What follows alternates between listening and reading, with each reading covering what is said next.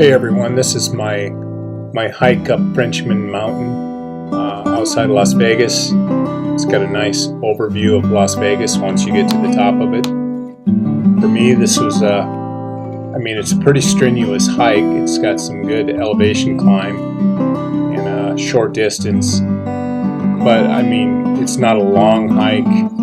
It's definitely doable. I was not in any kind of shape for it, didn't prepare for it. I just decided on a whim to go out and do a hike, and I had seen this one on the Las Vegas hiking sites, so wanted to try it. My biggest concern when I got there was from the roadway, you can see the trail going up, and the parking area there, it's kind of remote, although it's really close to town, but it's when your car's parked there, it might be the only car or two cars there, depending on who's up there hiking, or if you're on a weekday or on a weekend, it might be busier, I don't know, but just had some concern about leaving my car parked there. There's broken glass around. You'll see what I mean when you get up in that area and you park your car there. But my car was fine. I didn't leave anything in it that was valuable or anything that anyone would want other than maybe the car itself. So, but anyway, that was my first concern. And then hiking up, I'm not in any kind of shape really to do this trail, but I just decided I was going to take it nice and slow. There was other person out hiking up in front of me, and so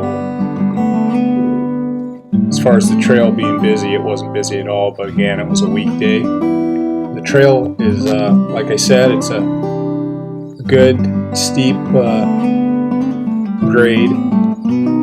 The biggest thing for the trail for an older person is probably the loose rock. The trail in some places is really wide and well marked, but other places it's kind of, there were a few places where it's washed out, maybe from recent rains that we had, and it's cutting through the dirt and rock, and you had to hop across some little pits and stuff like that. So practically a little scrambling, but not bad. And you can see here, how wide and well marked this trail is.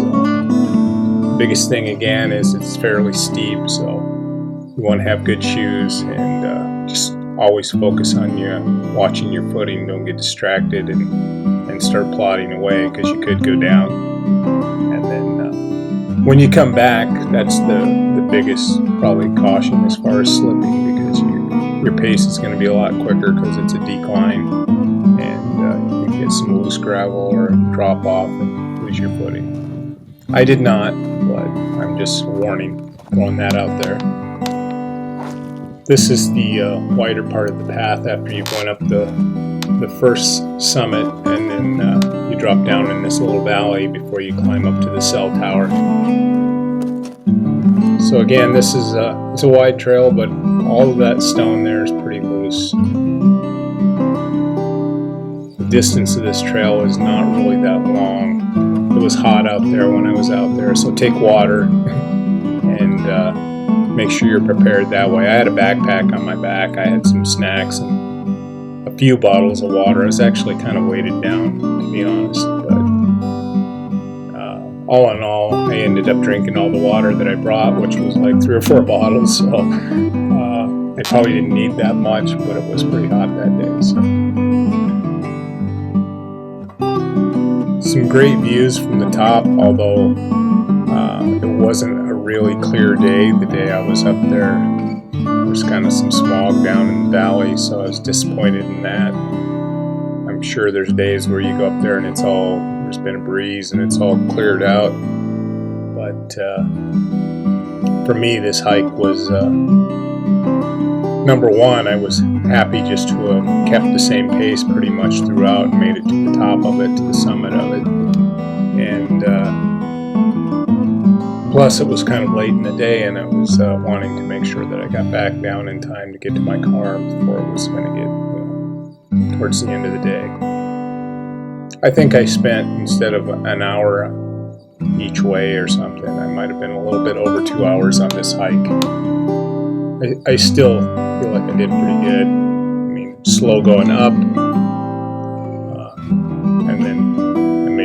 nighttime coming back. Again, you gotta, because there's 2 summits, you have to drop down in that valley and climb up, but just adjust your pace, walk steady, stop when you need to, going up those little summits, and you can manage this easily. If I managed it at 65, then most people can handle this fairly easy. So again, there was only one other person on the trail while I was hiking, and they started, probably a quarter mile ahead of me, and we seemed to keep the same distance between us. They left to back down a little before I did. I stopped at the top, took some pictures, took some video, and all in all, a good hike. People hike this mountain at night in groups, from what I've seen. Take some really fun pictures and stuff with the nighttime lighting of the city and everything. So that might be something I try in the future, but I need to get in a little bit better shape first. So this hike is definitely doable. Pace yourself, watch your footing, have a good time.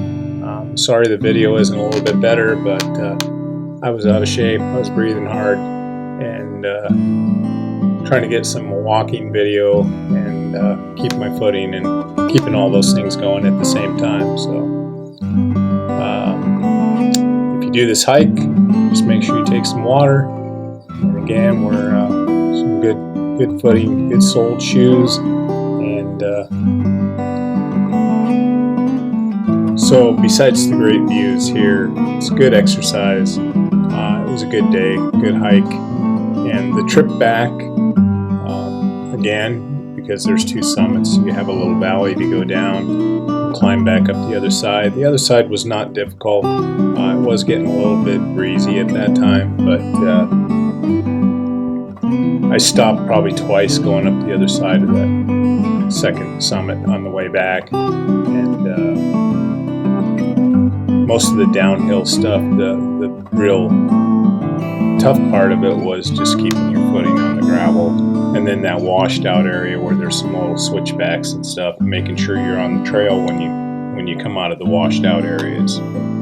Good hike, made it back to my car almost the same time as that other hiker. I mean, we kept probably a quarter mile between us even at the end, so it was a good day.